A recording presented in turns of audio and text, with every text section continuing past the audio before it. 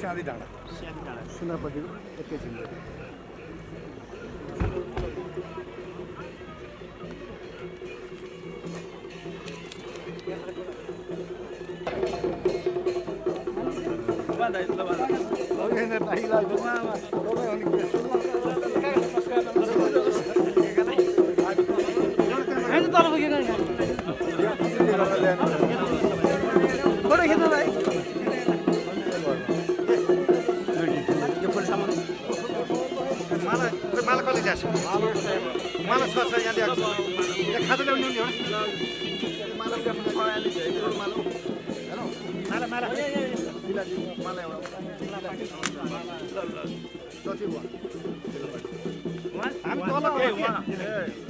हामी तल गयौँ क्या झन्डा राखेको ठाउँमा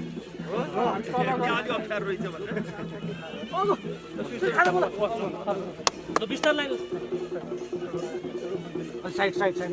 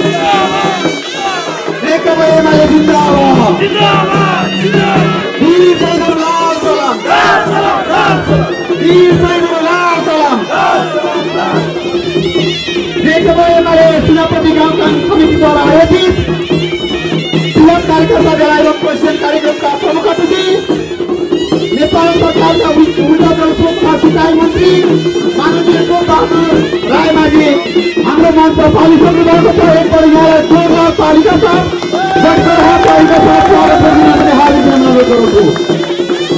यसै गरी यो कार्यक्रमलाई औपचारिक ढङ्गले सञ्चालन गरिदिनु परिमित नेपाल कम्युनिस्ट पार्टी एमाले जनजाति महासंघ केन्द्रीय कमिटीका सदस्य कमरेड अमरध्वज लामालाई अतिथि आसन ग्रहण गरिदिनु हुनको लागि हार्दिक अनुरोध गर्न चाहन्छु। त्यसै गरी जनजाति महासंघका केन्द्रीय सदस्य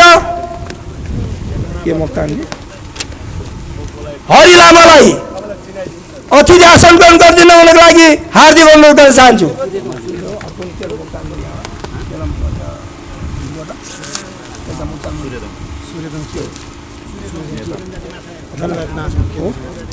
जनजाति महासंघकै केन्द्रीय सदस्य सूर्यदोङज्यूलाई अतिथि आसन ग्रहण गरिदिनु हुनको लागि हार्दिक अनुरोध गर्न चाहन्छु।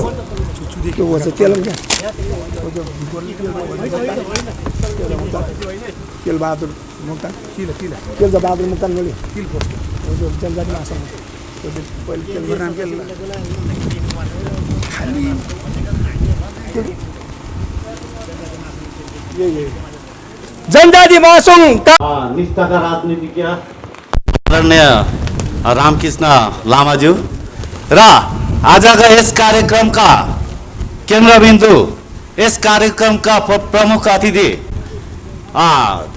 संघीय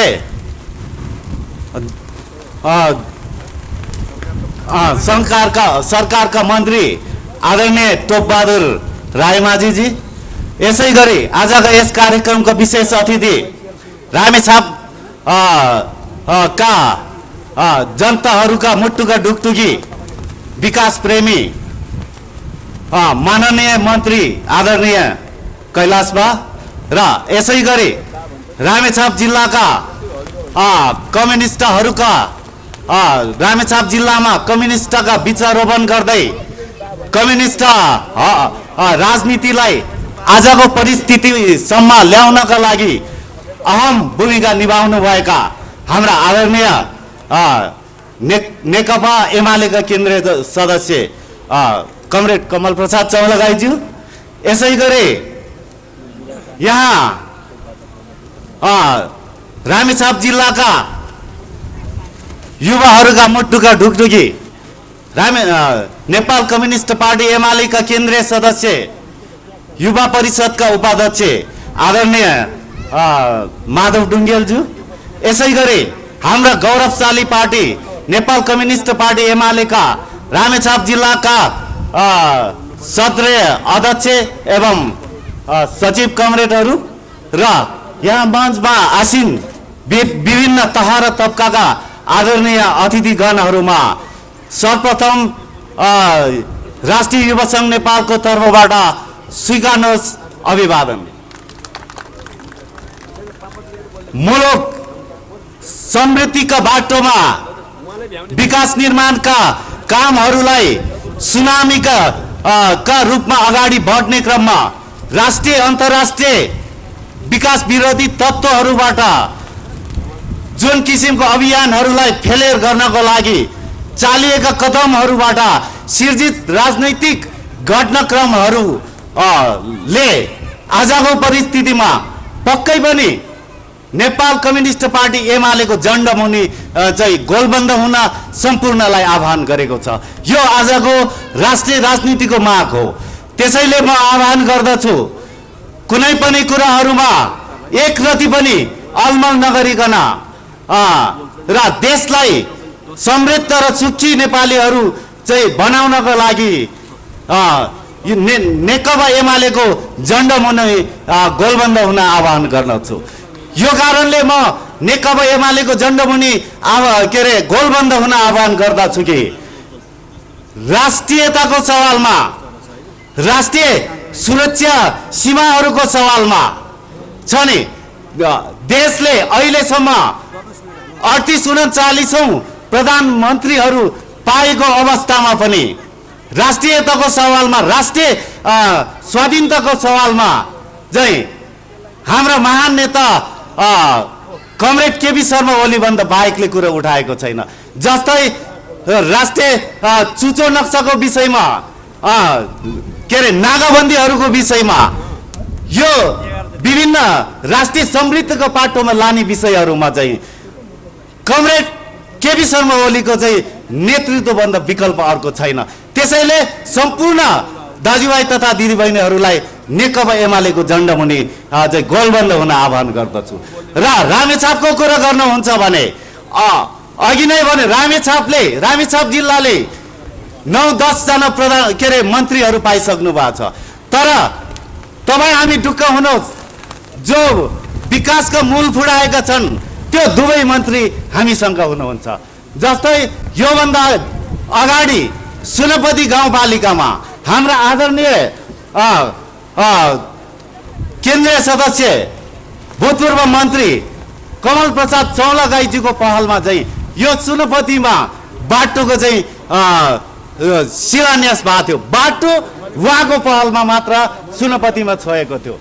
त्यसै गरी त्यही कुरालाई अहिले आएर हाम्रो आदरणीय रामेछाप जिल्लाका चाहिँ विकास प्रेमी कैलाश ढुङ्गेलज्यू जुन मन्त्री नियुक्त हुनुभयो, त्यस पछाडि रामेछापका विकासहरूलाई चाहिँ उलट पुलट पारिदिनु भएको छ।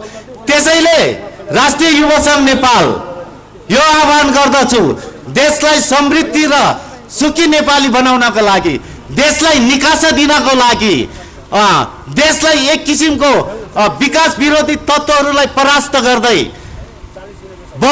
जनताको बहुदलीय जनवादलाई स्थापित गर्दै देशलाई अगाडि निकास दिनको लागि फेरि पनि एकचोटि राष्ट्रिय युवा सङ्घ नेपालको चाहिँ झन्डामुनि गोलबन्द हुन आह्वान गर्दै मेरो 2 शब्द यही टुङ्ग्याउँछु। हस्त अभिवादन। सुकै राखौँ, तर हामीले कम्युनिस्ट आन्दोलनको लोकतान्त्रिकरणको सिद्धान्तलाई स्वीकार गरेर कम्युनिस्ट आन्दोलनलाई एक ठाउँमा ल्यायौँ। मलाई यति बेला यहाँको बिचमा भन्नै मन लाग्छ, कमरेड प्रचण्ड धेरै लामो समयदेखि त्यही पार्टीको नेतृत्व गरिरहनु भएको थियो। त्यो पार्टीभित्र लोकतन्त्र चाहिन्छ, समयमा अधिवेशन गर्नुपर्छ, वैकल्पिक नेतृत्व स्थापित गर्नुपर्छ, अरू धेरै सेकेन्ड र्याङ्कका नेताहरूले पनि त्यो नेतृत्व गर्ने अवसर पाउनुपर्छ भन्ने आवाज बुलन्द गरिरहनु भएको कमरेड टोपबहादुर रायमाझी आज यही मोमेन्टमा सँगै हामीसँगै हुनुहुन्छ। म यहाँको बिचमा जसले क्रिटिकल मत राख्छ, कसले साँचो अर्थमा लोकतन्त्रको पक्षपाती भएर आवाज बुलन्द गर्छ, ती सबै आज सिङ्गो नेपालका कम्युनिस्टहरू एक ठाउँमा छौँ, त्यो नेकपा एमाले भित्र छौँ र यही नेतृत्व कमरेड केपी ओलीले गरिरहनु भएको छ।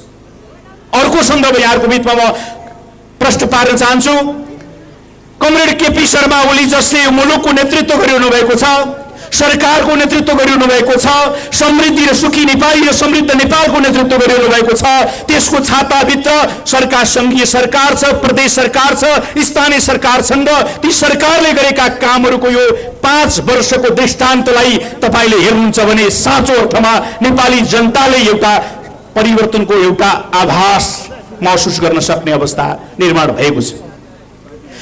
सिङ्गो पुष्पलालले कम्युनिस्ट पार्टी स्थापना गर्दा यो देश अर्ध सामन्ती र अर्ध औपनिवेशिक भनेर व्याख्या गर्नुभयो। अर्ध सामन्ती किन भन्नुभयो? राणा शासकहरूका विरुद्ध संयुक्त मोर्चा बनिरहेको थियो नेपालमा। नेपाल बाहिरका भारत लगायत युरोप अमेरिकामा राजतन्त्र समाप्त हुँदै थियो र त्यहाँ जनताको जित भइरहेको थियो। त्यो अवस्थामा हामी सामन्तवादलाई परास्त गर्दैछौँ, सामन्तवादका विरुद्धमा जनताको ठुलो आँधी बेरी सृजना हुँदैछ भन्ने कुरालाई उद्धृत गर्दै उहाँले अर्ध सामन्ती व्यवस्थाको उल्लेख गर्नुभएको थियो। दोस्रो, अर्ध औपनिवेशिक देश किन बनिएको थियो? नेपालको मन्त्रीमण्डलमा लैन चौरको प्रतिनिधि आएर बस्ने गर्थ्यो र लैन चौरको प्रतिनिधिलाई हामीले इन्चार्ज जस्तो मानेर नेपालले उसका सबै निर्णयमा साक्षी बस्नुपर्ने, मुख्य सचिव उसको निर्देशनमा बनाउनु पर्ने, अख्तियारको प्रमुख उसको निर्देशनमा बनाउनु पर्ने, मन्त्री प्रधानमन्त्री उसको योजनामा बन्नु पर्ने एउटा खालको राजनीतिक परिवेशलाई उहाँले प्रतिबिम्बित रूपमा अर्ध औपनिवेशिक देश जहाँ चाहिँ हामी देख्दा स्वतन्त्र छौँ तर इन्डाइरेक्टली हामी प्रशासनिक हिसाबले, आर्थिक हिसाबले, सांस्कृतिक हिसाबले, सम्पूर्ण हिसाबले छिमेकी राष्ट्रको हस्तक्षेपकारी भूमिकाको प्रभावमा हामी जकडिएका छौँ भन्ने कुराको उल्लेख गर्नुभएको थियो। नेपालको एउटा यस्तो प्रधानमन्त्री हो केपी शर्मा ओली जसले नेपालको सीमाको विषयमा आफ्ना कुराहरू शानका साथ आफ्नो देशको तर्फबाट छिमेकी राष्ट्रको सरकारका सामु, युएनका प्रतिनिधि सामु र अन्तर्राष्ट्रिय मञ्चमा आफ्नो कुरा राख्नुभयो र त्यो मञ्चमा राखिरहँदाखेरि युएनका मञ्चमा बोल्दा पनि त्यसका वरिपरिका मिडियाहरू उहाँसँगै झुमिन्थे, जेनेभाको मञ्चमा जाँदा पनि उहाँसँगै झुमिन्थे। यथार्थमा नेपाली जनताको आवाज, नेपाली जनताको प्रतिनिधिको रूपमा संसारका सामु पुर्याउन सक्ने एउटा तागतिलो प्रधानमन्त्री नेपाली जनताले पायो र त्यो प्रधानमन्त्रीको नाम हो केपी शर्मा ओली। सँगै नेसनालिटीको मुद्दामा चाहे त्यो नाकाबन्दीको सन्दर्भमा होस्, चाहे त्यो पार्वन सन्धिको कुरा होस्, चाहे त्यो नेपालको सिङ्गो आफ्नो स्वतन्त्र नागरिक र सिङ्गो देशलाई स्वतन्त्र र स्वाधीन नेपाली बनाउने कुरामा खेलेको भूमिका किन नहोस्, यी सबै सन्दर्भमा अहिलेको प्रधानमन्त्रीको भूमिका साँचो अर्थमा नेपाली जनताको अभिभावक बन्न लायक छ भनेर त्यो नेतृत्वको रक्षाका निमित्त संगीन र अप्ठ्यारो घडीमा पनि यो पार्टीको रक्षा, प्रधानमन्त्रीको रक्षा, सरकारको रक्षा, यो समृद्धिको अभियानको रक्षाका निमित्त 27 साल जस्तै उभिनुभएका तपाईँ सम्पूर्ण तलदेखि माथिसम्मका नेता कार्यकर्ताहरू एकपटक यहाँहरू सबैलाई मैले सलाम गर्न चाहन्छु। आज हामी एउटा यस्तो परिवेशमा छौँ। अब हामी युद्ध जितिसक्यौँ। जितेको युद्धको भित्र हामी नेतृत्व गर्दैछौँ। सुनापति तो एउटा विशेष भूमि हो। ती सबै शहीदहरूका परिवारको जिम्मा पनि हामीले लिनुपर्छ। हामी राजनीतिक रूपमा अभिभावक हौँ। डाँडा कटेरीमा लाइन लगाएर शहीद हुने त्यो परिवारको कृष्ण बेथानको कृष्ण दाई लगायतका सिंह परिवार जसले खान पाए कि पाएनन्, पढ्न पाए कि पाएनन्, रोजगार पाए कि पाएनन्, त्यो घरले दुःख पाए कि सुख पाए भन्ने कुराको हेर्ने र त्यसको अभिभावकत्व दायित्व पनि हामीले नै लिनुपर्छ। माओवादीको युद्धबाटको निशानामा परेकाहरूको पनि त्यो दायित्व हामीले नै लिनुपर्छ। सिंह देशको अभिभावकत्व निर्वाह गर्ने यो दायित्व हाम्रो काँधमा आएको छ। जिम्मेवार रूपमा प्रस्तुत हुन म सबैलाई आग्रह गर्न चाहन्छु। अन्तिममा मैले युवाको विषयमा नेपाली युवाहरूको नेतृत्व गर्ने अवसर नेपाल सरकारले मलाई दियो र युवाहरूलाई विकास गर्ने कुराको सन्दर्भमा हामीले एउटा चाँगु नारायणको मोडल बिल्डअप गरेका छौँ। बैंकको सहुलियतपूर्ण कर्जा जसले नेपाली जनता र नेपाली युवाहरूलाई बैंक तथा वित्तीय संस्थाले पत्याउने सम्पत्तिको रूपमा हामीले चिनेको सहरको घर र सहरको जग्गाको कन्सेप्टलाई इन्कार गर्दै नेपाली जनता अथवा नेपाली युवा, उसको नागरिकता, उसको संस्कृति, संस्कार, उसको अध्ययन, उसको पढाइलाई पनि सम्पत्तिको रूपमा स्वीकार गर्नुपर्छ भनेर बिना धितो बिना ब्याजको एउटा लोनको कन्सेप्ट हामीले ल्यायौँ। अनुदान होइन लोन, तर सहुलियतपूर्ण लोन र त्यसमा बिना धितो लोन दिने र उद्यमी बनाउने अभियानको अहिले 60,000 युवाले त्यो सुविधा प्राप्त गरेका छन्। सुनापति सिंहपालिकाभित्र पनि चाँगु नारायणमा जस्तै चाँगु नारायण पालिका र नेपाल बैंकको बीचमा सम्झौता भयो, युवा परिषद र चाँगु नारायणको बीचमा सम्झौता भयो। 1000 युवाले स्वरोजगार हुने इच्छा जाहेर गरे। त्यो युवालाई युवा परिषदले जिम्मा लियो। 20 जना काउन्सिलर खटाएर 10 वटा ग्रुपमा उद्यम काउन्सिलिङ हामीले गर्यौं। त्यस पश्चात छानिने एउटा एटिट्युड टेस्ट गर्ने संस्थालाई दियौं। 300 युवाहरूले छानिदियो। छानेका युवालाई 10 वटा ग्रुपमा डिभिजन गर्यौं र 10 वटा ग्रुपमा 33 जनालाई 7 दिन तालिम दिएर तयार गरेका युवालाई अहिले 3 लाख रुपियाँ लोन दिएर कामको सुरुवात भएको छ। त्यो एउटा मोडल 753 मा पुर्याउँदा सिंह देशको उद्यमशीलताको नयाँ क्रान्ति सम्पन्न हुनेछ। त्यो मोडल हामीले डेभलप गरेका छौं। यी दोहोरमा हामीले अर्को डेभलप गरेका छौं। एक शिक्षण संस्था एक उद्यमको कन्सेप्ट अगाडि सारेका छौं। शिक्षण संस्था नलेजको बैंक हो। नलेज सप्लाई गर्ने जिम्मा शिक्षण संस्थाको हुन्छ। शिक्षण संस्थामा पढाउने टिचर्स, त्यहाँको प्रिन्सिपल, त्यहाँको सञ्चालक समिति र स्थानीय जनप्रतिनिधि भन्दा उपल्लो दर्जाको प्लानिङ कमिसन अर्को कोही हुँदैन। त्यसले डिसाइड गरेको एउटा उद्यम हामी सुरुवात गर्यौं भने यो देशमा 35,000 शिक्षण संस्थामा एकैसाथ कृषिका उद्यमहरू सुरु हुनेछन्। त्यसको 10% मात्रै मिडियम स्तर मौका लाग्छन् भने 3500 हुन्छन्। 3500 को 10% उद्योग बने भने 350 वटा कृषि र टुरिज्मका उद्यमहरू नेपालले उत्पादन गर्न सक्नेछ। त्यसको एउटा दोरम्बा मोडेल हामीले भर्खरै बनाएर दोरम्बामा प्रस्तुत गरेका छौं। कमान सिंह लामा लगायतको दोरम्बाको टोली म फेरि पनि आग्रह गर्न चाहन्छु, तपाईलाई नेकपा एमाले र यो पंक्ति नेपाल कम्युनिस्ट आन्दोलनको पंक्तिले माया गर्छ। तपाई पनि यो अभियानभित्र यो स्पिरिटभित्र सँगै आइदिनुहोस् म आह्वान पनि गर्न चाहन्छु। हाम्रो धावदाई माथि बसेर भाषण सुन्ने मात्र होइन, यो अभियानमा तपाईलाई पनि हामी यहाँ सँगै यात्रा गरेको हेर्न चाहन्छौँ। यो भन्दा अर्को कम्युनिस्ट आन्दोलनको केन्द्र हुने छैन। अब दुईटा केन्द्र फेरि अर्को शक्तिशाली बनेर अर्को केन्द्र नेपालमा कम्युनिस्ट पार्टी आउँदैन। त्यो कम्युनिस्ट आन्दोलनको नेतृत्व यही पार्टीले गर्छ। यसैमा हार्दिक आह्वान गर्दै समग्र कार्यक्रमको सफलताको शुभकामना व्यक्त गर्दै बिदा हुन्छु। धन्यवाद। वास्तवमा संगठित रूपमा रामेछाप जिल्लाको कम्युनिस्ट आन्दोलनको स्थापना भएको भूमि हो र यहाँ गर्नु भएको छ। श्रद्धेय निर्मल लामाले, श्रद्धेय अमर शहीद कमरेड ऋषि देवकोटा आजादले, यस्ता क्रान्तिकारी नेताहरूले मेहनत गर्नुभएको, पसिना बगाउनु भएको र कम्युनिस्ट आन्दोलनको जग राख्नु भएको ठाउँ हो यो। त्यसकारण यो ठाउँ सधैँभरि अग्रगमनको पक्षमा, प्रगतिको पक्षमा र राष्ट्रियताको पक्षमा उभिएको छ। र विभिन्न कालखण्डमा यो आन्दोलनलाई अगाडि बढाउनको निम्ति जो उभिएका अग्रजहरू सङ्घर्षशील नेताहरू फेरि अहिलेको ध्रुवीकरणमा यहाँ उभिनु भएको छ। केही छुटफुट हुनुहुन्छ भने पनि आउनुहोस्, जोडिनुहोस् र यो आन्दोलन फेरि आँधीबेहरी र तुफान रूपमा अगाडि बढ्नेछ। र यो कम्युनिस्ट आन्दोलन अहिलेको ध्रुवीकरणमा कमरेड केपी ओलीको नेतृत्वमा सङ्गठित हुँदै अगाडि बढिरहेको छ। कम्युनिस्ट आन्दोलनका दुईटा झन्डा, एउटा विदेशी हस्तक्षेपको विरोध गर्ने राष्ट्रियताको झन्डा, अर्को सामन्तवाद र निरङ्कुश तन्त्रको विरुद्धको लोकतन्त्रको झन्डा। लोकतन्त्र प्राप्ति भएको छ गणतन्त्र स्थापना भएपछि र राष्ट्रवादी आन्दोलनको झन्डा अझै बाँकी छ। यो दुईटा झन्डालाई माथि उठाउनको निम्ति विदेशी हस्तक्षेप उत्पीडनबाट नेपाल राष्ट्रलाई मुक्त गर्नको निम्ति र देशभित्रको सामन्तवादको उत्पीडनबाट नेपाली जनतालाई मुक्त गराउनको निम्ति विभिन्न समयमा नेपालको कम्युनिस्ट आन्दोलन अगाडि बढेको छ। विभिन्न व्यक्तित्वले नेतृत्व गर्नुभएको छ र अब एउटै मात्र विदेशी हस्तक्षेपको विरुद्धमा नेपालको राष्ट्रवादी आन्दोलनलाई बचाइराख्नको निम्ति सक्षम र इतिहासले प्रमाणित गरेको नेतृत्व केपी ओलीको नेतृत्व हो।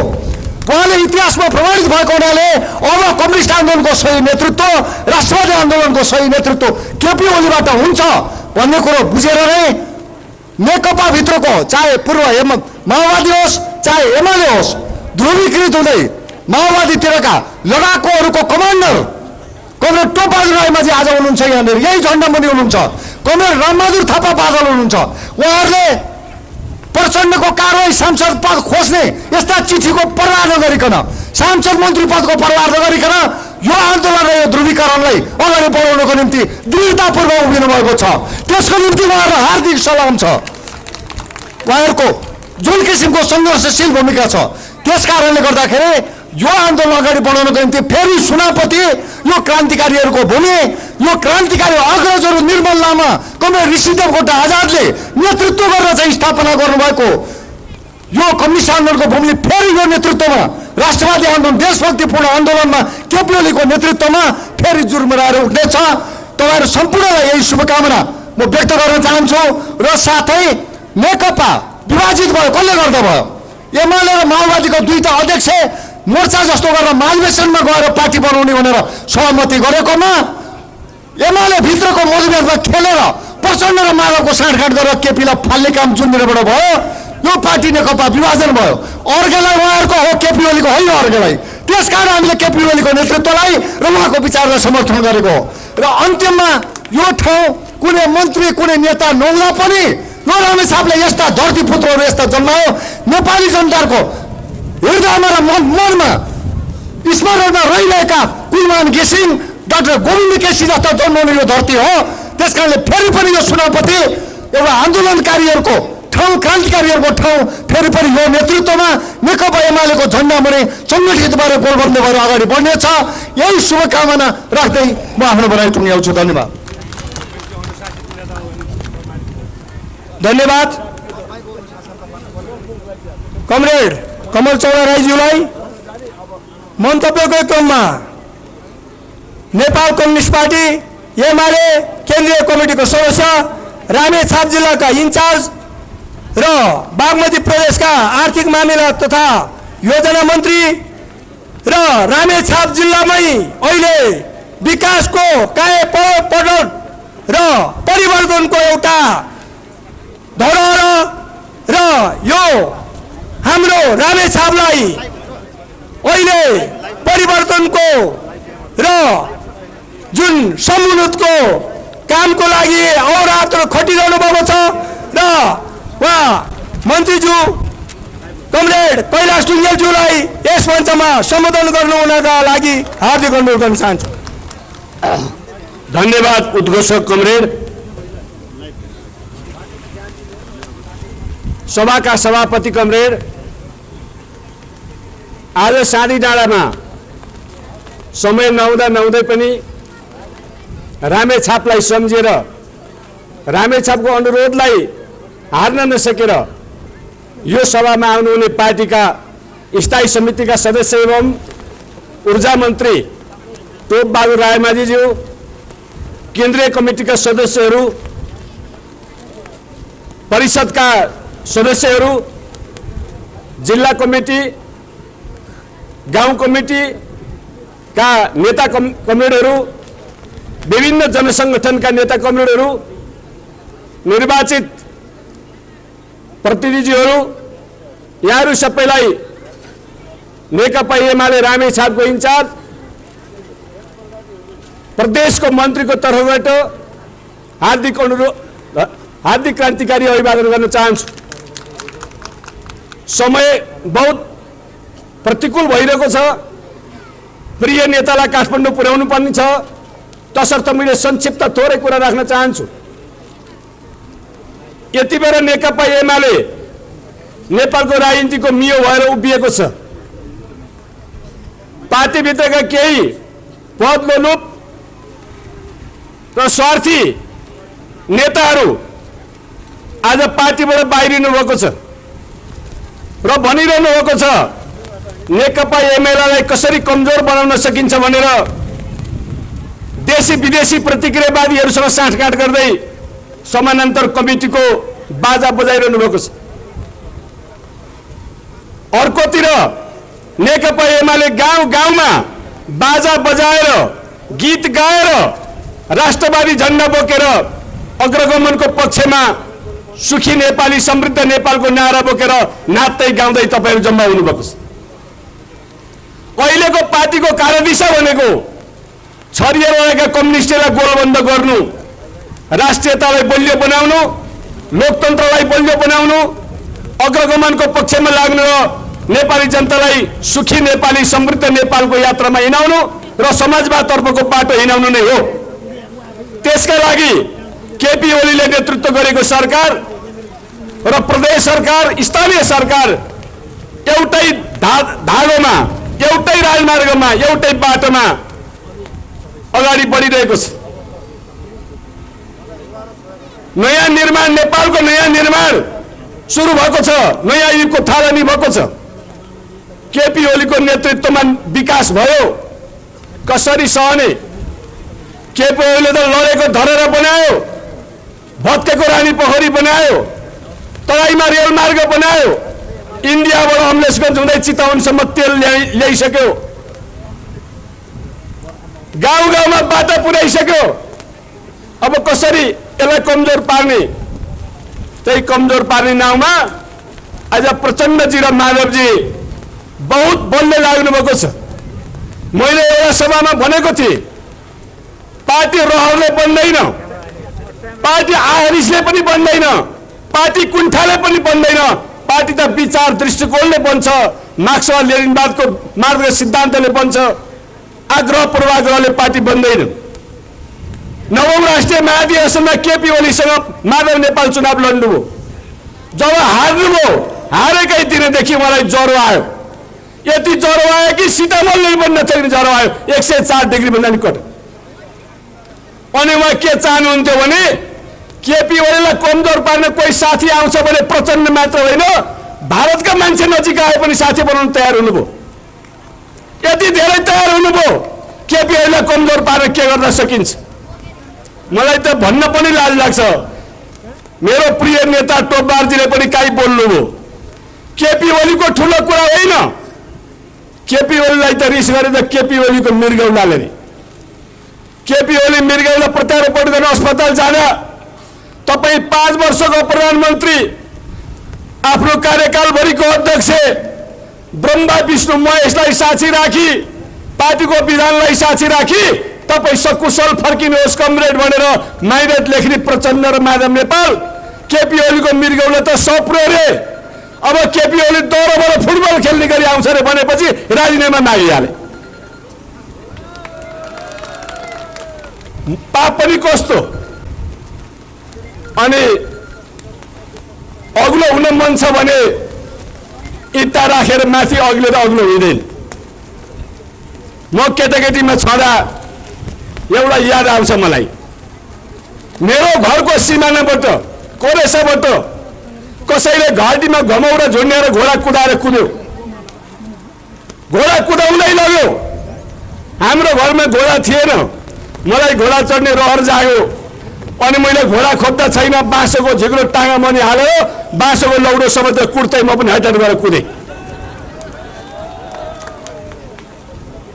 अर्को दाजु पुलिसले भर्ना हुन गयो, 3 पटकसम्म भर्ना हुन सकेन, पासै भएन। लास्टमा पुलिसले लाउने लुगा किनेर ल्याएछ लाए। आज माधव नेवार प्रचण्डको त्यही हालत छ, घोडा चढौँ घोडा छैन, अनि त्यही बाँसोको झिक्रोसम्म त हेटेट। अनि माधव नेपाल भन्नुहुन्छ म के टाँगामुनि छिराउँ भनेर सोध्नुहुन्छ, सोध्नुहोस् त हो कि अस्ति बोलेको केपी ओलीको टाँगामुनि छिराउँ भन्नुहुन्छ। हामीले त 15 वर्ष नेता मान्यो, अखण्ड नेता मान्यौँ, 15 वर्ष त नेतृत्वमा बस्नुभयो, त्यो नगरी सेकेन्डम्यान भएर बस्नुभयो। अनि 15 वर्ष बसेर पनि पुगेन, फेरि अध्यक्ष चाहियो, त्यो पनि कस्तो भने मनोनित।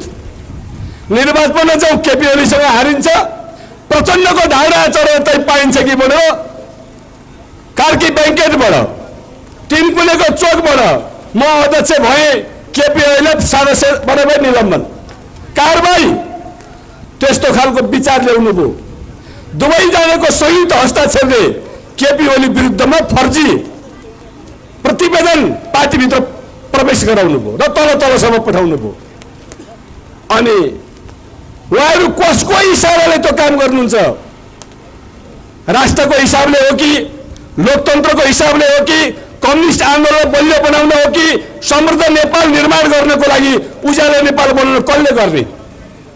केपी ओलीले त गर्यो। त्यसका विरुद्ध लाग्नको लागि जो पहिला पनि साथी बनाउनु भयो। आज देखिरहेको छ मैले समानान्तर कमिटी, रामेछापमा पनि समानान्तर कमिटी आउला, यही पालिका पनि आउला, आउन त आउन दिनुहोस्, खान पनि दिनुहोस्, कोठामा लगेर थुनिदिनुहोस्, साँधी डाँडामा नाच्न नदिनुहोस् समानान्तरलाई, यो तपाईँहरूको जिम्मा। रामेछापमा अन्त काहीँ दिएन छैन। अहिले यही डाँडा कटेरी हो, अघि नै नेताहरूले बोल्नुभयो, 20-21 जना नेताहरू मारिए, यही पानीघाटमा मारिए, प्रचण्ड काठमाडौँ गए फुलका थुङ्गा, दिगम्बत नेताहरूलाई सलाम। यही जिल्लाबाट जितेको सांसद मन्थलीबाट फुलका थुङ्गा पठाउने, बाबुराम मन्त्री भए पानी पठाउने 1 औजुली पानी, माधव नेपाल प्रधानमन्त्री भए परालको त्याम्रो पठाउने, केही नगर्ने। जब प्रदेश सरकार बन्यो तपाईँले भोट हालेको म अर्थमन्त्री भए, त्यो शालिग 21वटा शालिग प्रदेश सरकारले पठाएको बनाएको हो, त्यो प्रचण्डले बनाएको पनि होइन, यहाँको अर्को प्रतिनिधिले बनाएको पनि होइन। यही सोध्नुहोस् पानीघाटको शालिग कसले बनायो सोध्नुहोस्।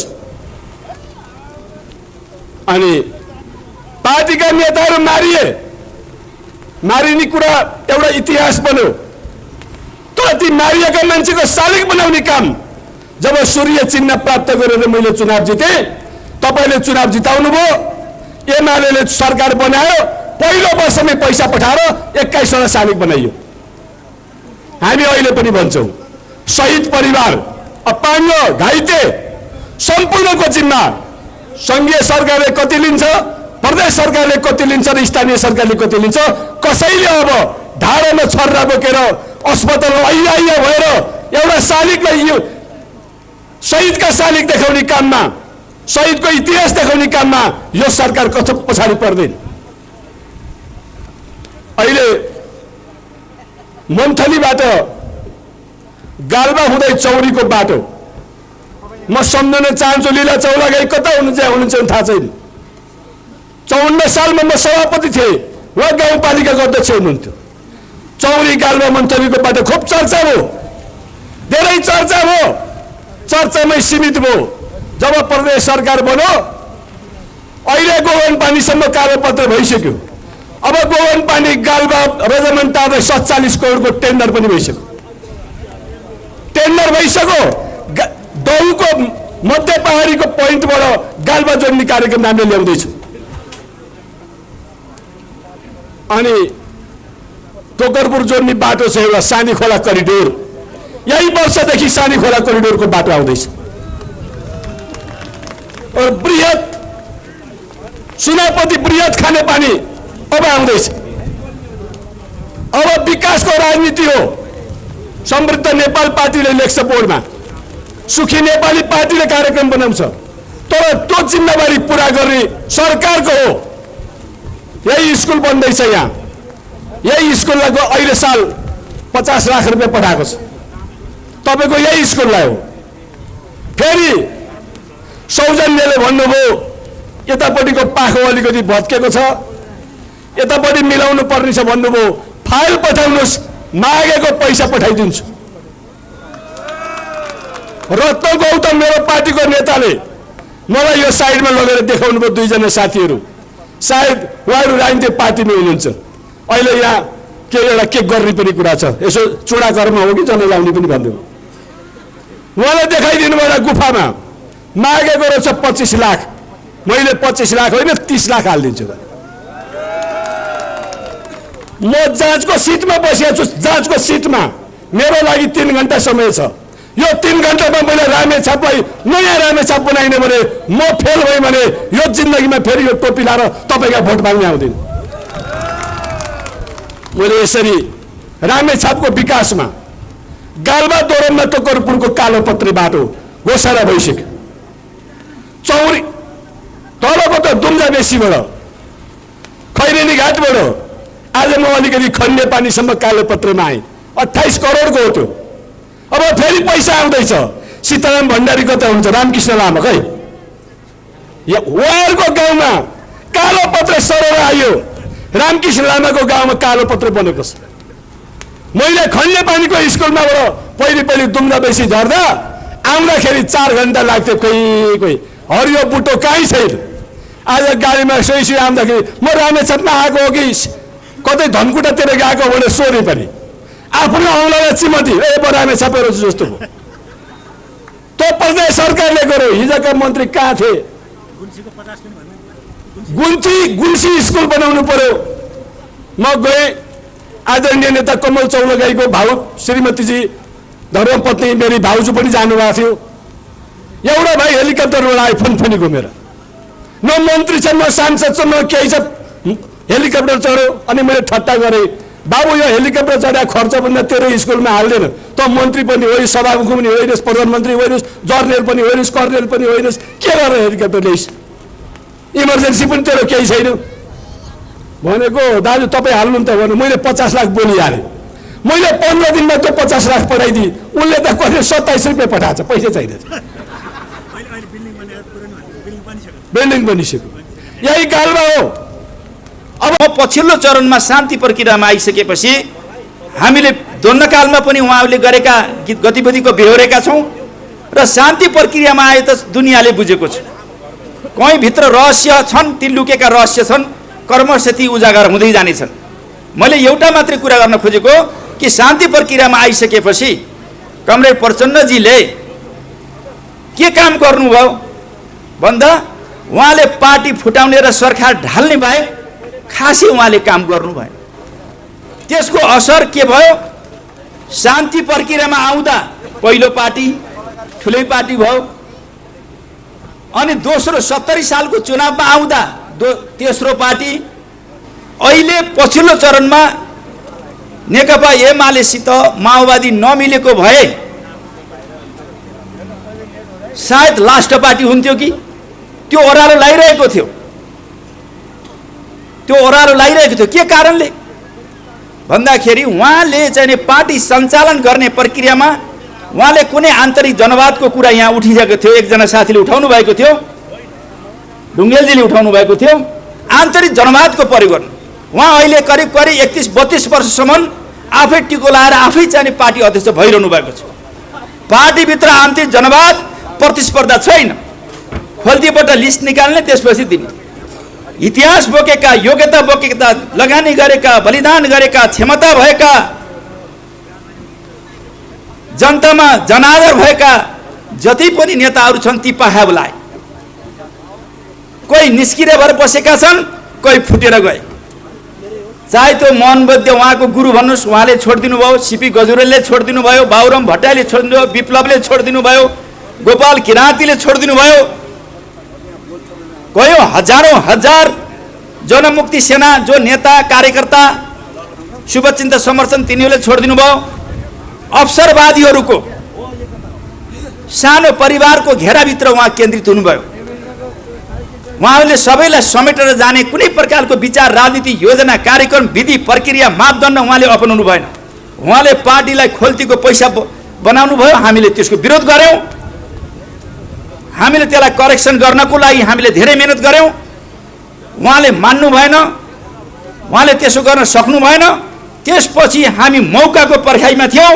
यो पार्टी एकता गरिसकेपछि त्यसपछि ठुलो पौडी खेल्नु त सानो पोखरीमा, सानो कुण्टामा, कुबामा के पौडी खेल्ने, जहाँ डुबिन्न, जहाँ पौडी खेल्ने जाने ठाउँै हुँदैन। पौडी खेल्नु त जाने के छ, ठुलो नदीमा, समुद्रमै पौडी खेल्ने। जो पौडी खेलेर पार हुन्छ त्यो सफल हुन्छ, जो डुब्छ। त्यो उद्देश्यका साथ हामी पार्टी एकतामा आएका थियौँ र कतिपय साथीहरू डुब्दैछन्, कतिपय साथीहरू पौडी खेलेर पार हुँदैछन्। यो चरित्र अहिले चरितार्थ हुँदैछ। हामी पौडी खेलेर पार गर्ने स्थितिमा हामी अगाडि बढिरहेका छौँ। हामीले भनेका थियौँ हामी बन्जर जमिनमा पनि हामी उम्रिनेछौँ। आफ्नो तागत, आफ्नो हैसियत, आफ्नो क्षमता लगाएर गर्नेछौँ। त्यो पार्टी जो नेकपा माओवादी केन्द्र पार्टी थियो, त्यो पार्टीमा अब यसको भविष्य छैन भन्ने बुझेर नै हो।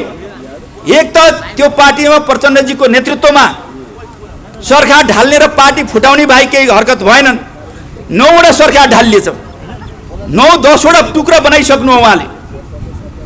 त्यति मात्रै होइन, त्यो आदत हो। कमसे कम एउटा नेकपा एमाले भन्ने पार्टी सग्लो थियो।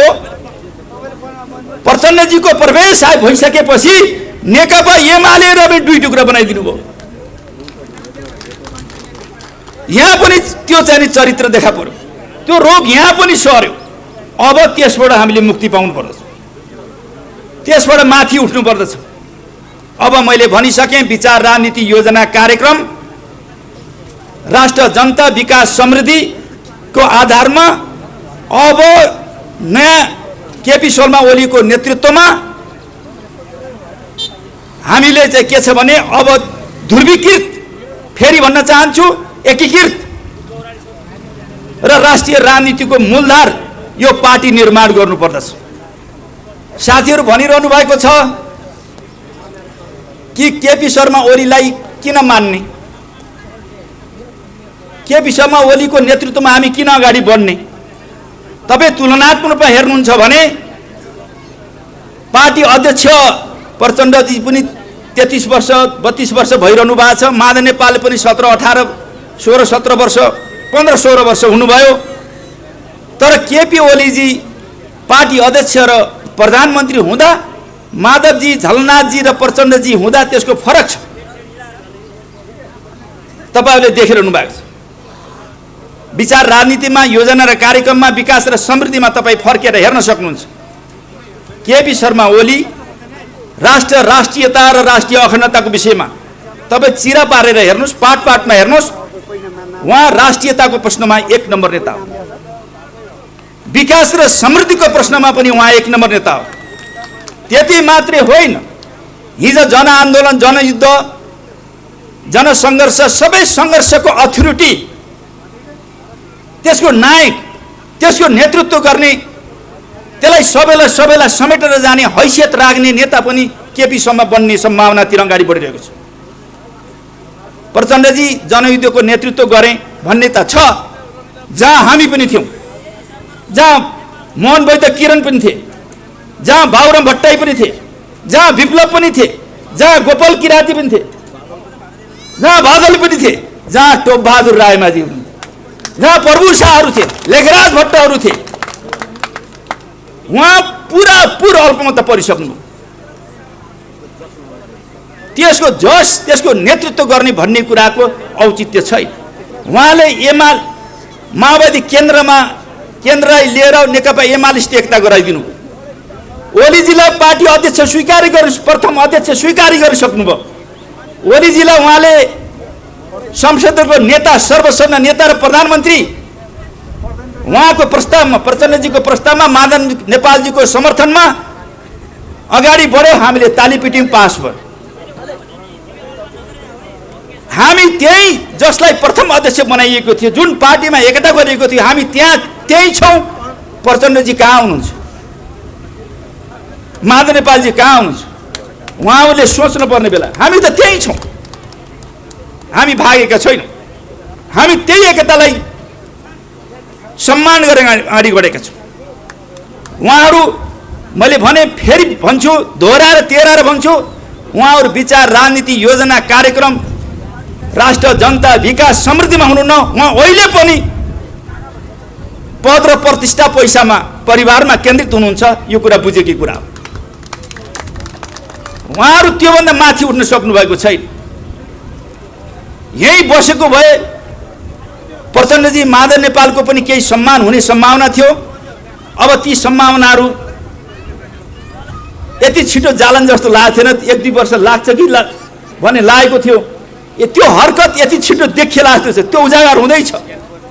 हुँदाहुँदै त अस्ति चाहिँ हामीलाई पूर्व माओवादीका जो हामी अहिले यता छौँ, केपी शर्मा ओलीसित छौँ, हामी सँगै छौँ, उहाँहरूलाई सांसदहरू हामीलाई निकाल्नु भयो अरे। हामीलाई पहिले भनेका थियौँ, हामीलाई यो सांसद, मन्त्री भन्ने कुरा राष्ट्र, जनता, विकास, समृद्धि, पार्टी, आन्दोलन, विचार, राजनीति भन्दा यो केही पनि होइन।